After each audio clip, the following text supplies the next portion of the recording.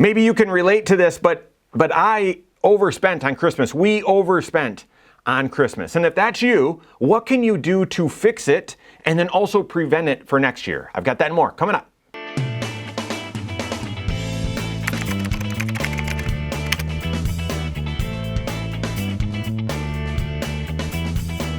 My name is Mike Bernard. I'm the host of the Wise Money Show. I'm also one of the certified financial planners right here at Korhorn Financial Group. Make sure you hit that subscribe button, turn on notifications, and smash that thumbs up button. Yeah, I don't know where you stand, but guys, there's no question about it. And I'm meticulous and detailed and financial oriented, and we overspent.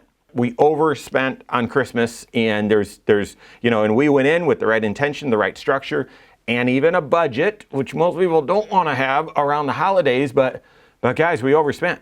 We did. And I've told you before, if you are a big fan of the Wise Money Show or have heard me talk about this before, Cindy and I, we celebrated our 16th wedding anniversary in December. And so that was great. Our first year of marriage, we got married early in December and had our first Christmas together. And financially, it was not enjoyable.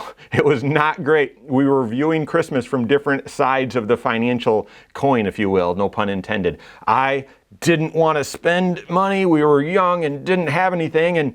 And my wife just, joyful and wanted to just spread love and spread cheer on everyone. And everyone got a gift. And we didn't have a plan, and therefore we clashed. And so what we implemented was a 3 bank account system where I'll explain it more in a second, but where we look at all of our non-monthly expenses, Christmas being one of them, figure out, and maybe not a really detailed budget if that's not your style, but how much do we think we'll spend? And you divide that by 12 and you save up automatically every single month. So then when the time comes, the money's there. And guys, that's what we've been doing since our second Christmas, and it's worked great, okay? And so you might know this if you've heard me share this before.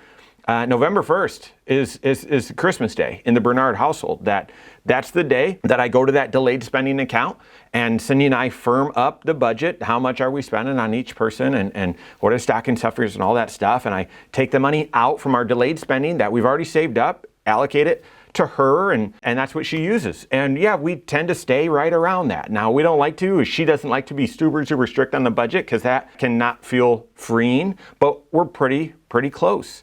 This year, not close. And I'm gonna tell you why, because really I can point it back to 3 reasons. That approach for our gifts actually worked flawlessly. Again, it worked really well. So why did we overspend on Christmas? Well, there were a few big ticket items that we needed and a couple wants, but things that we needed and we're going to say yes to in 2025 that were on sale around the holidays. So we bought them. We figured, okay, we're going to say yes to it anyway, so let's spend it now. But it was before we had the money set aside. Okay, so that's one. Number 2 is we've got a vacation coming up, and part of that's because our kids are in sports, and so during this time, there's no sports really happening, and so we can get away. Well, we decided to add a couple of experiences onto that vacation.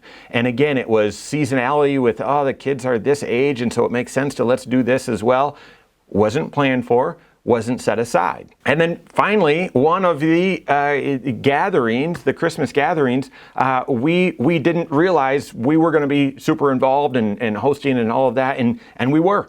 And so while that wasn't enormous money, that was more money that we hadn't allocated and certainly wasn't in the monthly budget, that was an expense during the holiday season. So while our approach that's worked great for 15 years still works great, we overspent. Okay, and you might be finding yourself in the exact same spot, maybe for similar reasons or maybe for different reasons. So what are we doing about it? What could you do about it, and how to solve it? And I'm gonna point to both of those at the same time. First, work that 3 bank account system. It does work. Work the 3 bank account system. Now, bank account number 1 is your immediate spending, and that is where you've identified all the monthly expenses. You know how much money's coming in, and you've done the math to say, yep, we've got enough income coming in every single month to cover all of the known monthly expenses, the fixed ones as well as the variable ones, right? Because groceries, the amount you spend at the grocery store is going to fluctuate a little bit every single month. You know that, or maybe a lot of it,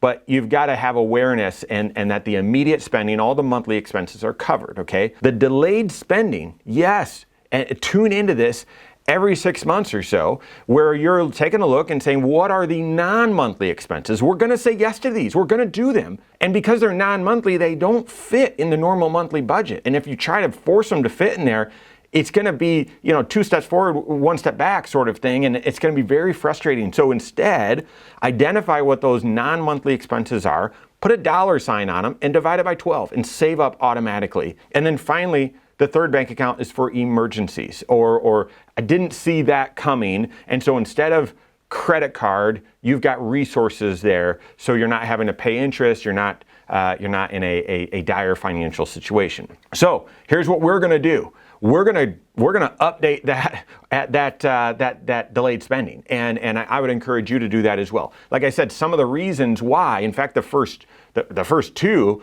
were already delayed spending items. We just did them prior to us fully being aware of it and having a plan for it. So we're going to be using some of our delayed spending items to help cover the expenses that we incurred during Christmas, and we're going to need to update how much we're putting in our delayed spending moving forward to catch up for it. And that's okay. Reworking the budget, you're probably doing that this time of year as well for the upcoming new year. And so reworking the budget to update and contribute even more to the 3 bank account system, so that since we took more money out than we expected, as the other expenses come up, we've got the money there to cover it. Second, and this helped us, and so I'd encourage you for this as well, that immediate spending, making sure that you've got enough float. That as you look at, here's how much money's coming in, here's the normal monthly bills and the normal monthly expenses, that your checking account balance, your immediate spending balances,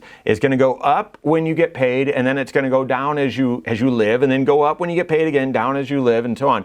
But you don't want it to go down to zero, because expenses are variable and life's uncertain, and so you want to have a little float right there. And so that's the second thing. We're going to reevaluate our float, and I would encourage you to do that as well, so that as these surprise, that one it really comes up with the extra holiday event that we helped host and required some resources. You want to have the right float so it doesn't create a lot of stress. And then finally, that emergency fund, right? You want it there only for true emergencies. But when things like this come up, it's better to pull a few dollars from the emergency fund than to use credit cards and pay interest. And so we took a little bit from the emergency fund to basically cover those short-term expenses. So we were getting points on the credit card but not paying interest, and developing a plan to rebuild that emergency fund back to where it needs to be. And it's not that's going to take a long time, but it is just the awareness of how we're playing the shell game. So here's the deal. Are you in a similar situation? Did financially, and of course, inflation and other circumstances cause this to be a challenging time period for a lot of people financially? It doesn't need to be for you. Even though this experience for us was a little bit different and a little bit unusual, created a little bit of financial stress, it doesn't need to be that you're off the rails. And when you're managing your financial system or cash flow within an operating system like the 3 bank account system, then it's easy to make adjustments and continue to move forward, as opposed to going backwards and figuring out how to refill the hole that you made. So 3 bank account system helps tremendously. It even helped us, even though this year was a little bit different, and it's recalibrating that. It's going to get us back on pace and get you on pace to avoid this strain and financial stress in the future. So work with your certified financial planner on that. If you don't have a CFP on your team, you can contact one on my team. Find us online, Korhorn.com. That's Korhorn with K, wisemoneyshow.com. You can find us there as well, or give us a call, 574-247-5898. All right, there you have it. Go out and take your next wise step in your financial life.